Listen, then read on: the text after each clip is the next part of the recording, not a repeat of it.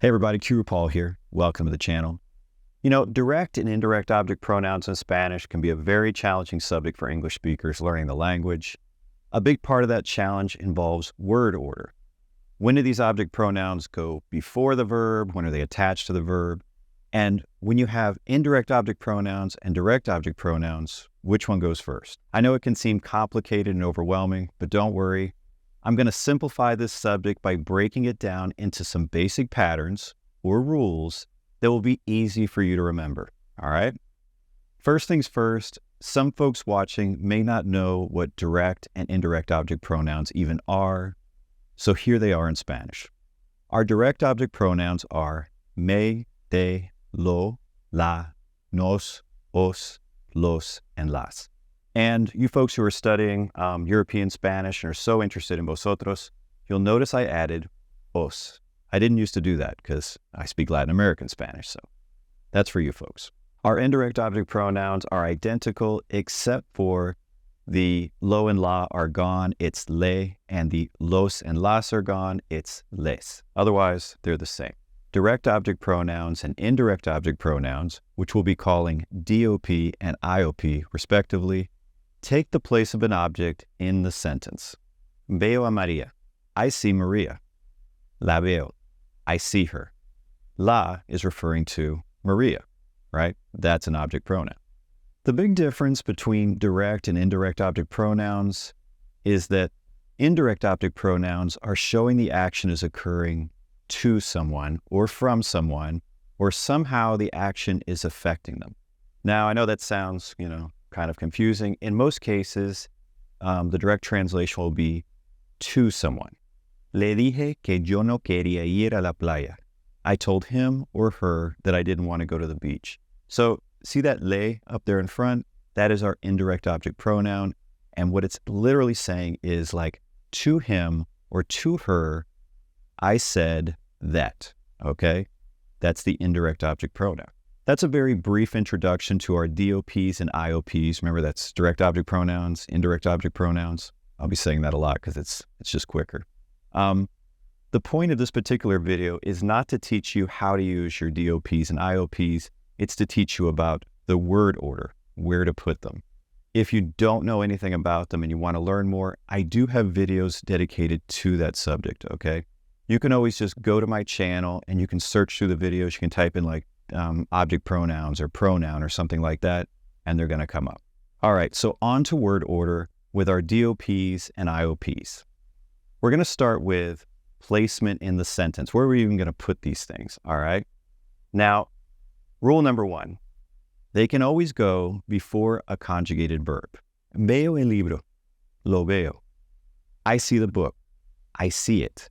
The lo is a direct object pronoun, right? That's the it, and it's before the conjugated verb. You can always put it before the conjugated verb.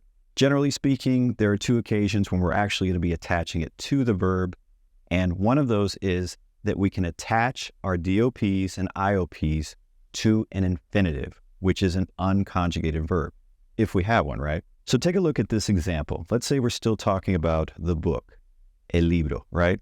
And I'm like, I want to see it. I could attach that lo right to the infinitive. Quiero verlo, because we have an infinitive there, right? But like I just said, our object pronouns can always go before the conjugated verb, so it could be lo quiero ver. What's the difference between those two? Absolutely nothing.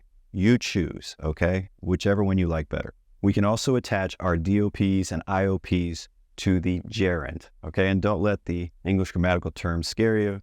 The gerund is going to be our, verb plus ing ending in English, and in Spanish, the equivalent is the yendo or ando endings, all right? For example, I'm looking for that book, and I want to say, I'm looking for it, like I'm actively looking for it, all right? I could say, estoy buscándolo. I'm attaching it right to the gerund. Or, where can it always go? Always before the conjugated verb. It could be lo estoy buscando. And what's the difference between estoy buscándolo and lo estoy buscando? Nothing, right? It's your choice. So far, that's not that tough, right? Those are the general rules of where to put it in the sentence. Now, But the rules are different with imperatives, also known as the command form. So I'm going to treat that as a separate subject, and I'm going to talk about it at the end of this video, all right? But first, let's talk about word order when we have more than one object pronoun. There is a hierarchy here, and I'm going to be working in reflexive pronouns also, and I'll explain what that is in a second. So this is our hierarchy of how they should appear in the sentence. Reflexive pronoun, we'll call RP, IOP, DOP. So think of it, RP, IOP, DOP. That's how you remember it. Reflexive pronouns are those ones on pronominal verbs, and again, there's a lot of grammatical terms here. Pronominal verbs are those verbs in Spanish that when you see them in the infinitive, they end in se. An example is like ponerse or quejarse. When you conjugate pronominal verbs, you don't just have to worry about, the conjugations of the verb itself. You have to do something with that se. It may stay se, it may not.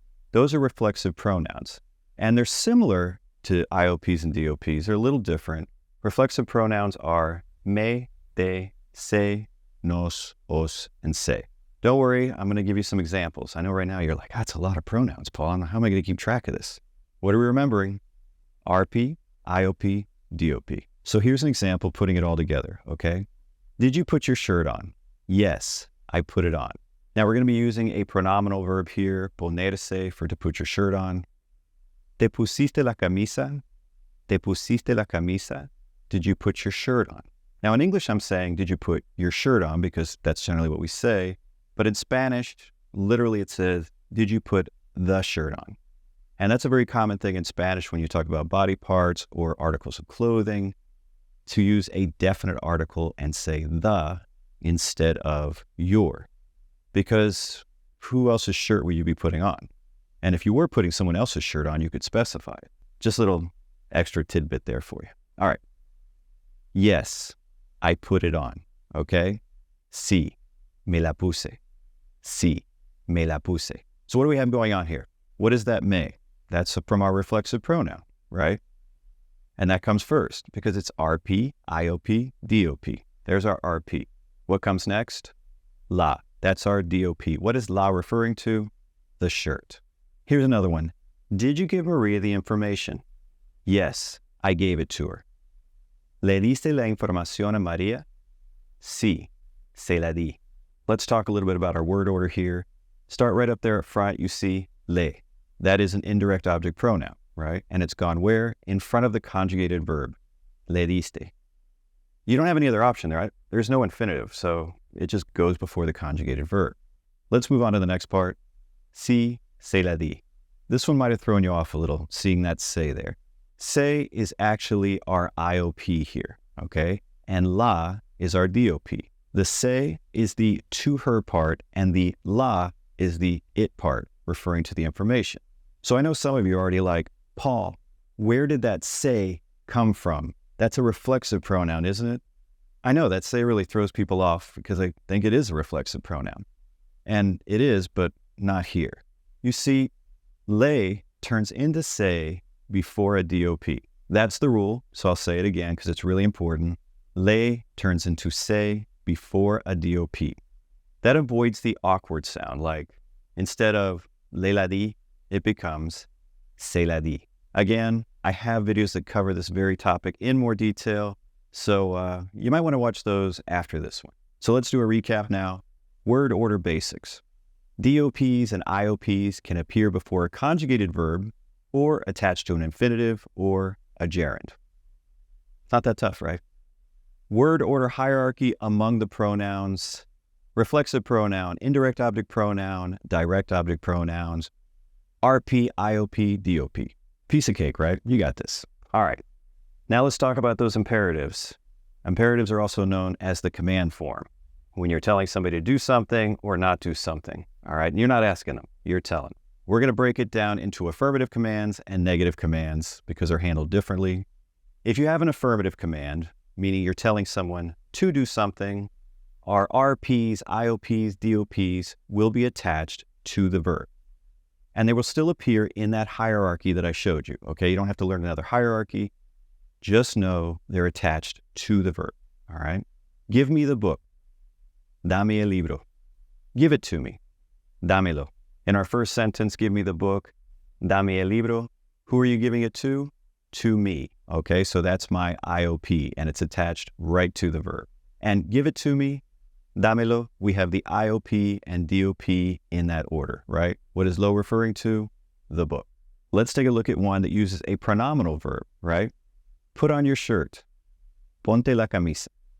Ponte la camisa. Your reflexive pronoun is attached to the verb. Now, if I want to say, put it on, meaning the shirt, our word order hierarchy is going to be in that same order, right? Our RP, IOP, DOP, and we're going to attach it. Póntela. Póntela. Put it on. So that's with affirmative commands, all right? Now, with negative commands, you're telling someone not to do something, all right? In this case, the pronouns will always go before the verb. Always. Don't give me the book. No me des el libro. No me des el libro. See, they're going before the conjugated verb, but they're in that hierarchy order, right? Don't give it to me. No me lo des. No me lo des. Don't put on your shirt. No te pongas la camisa. No te pongas la camisa. Don't put it on. No te la pongas. No te la pongas. What is the la referring to? La camisa, right? So there you have it. That's word order with RPs, IOPs, and DOPs. It's not that tough, right?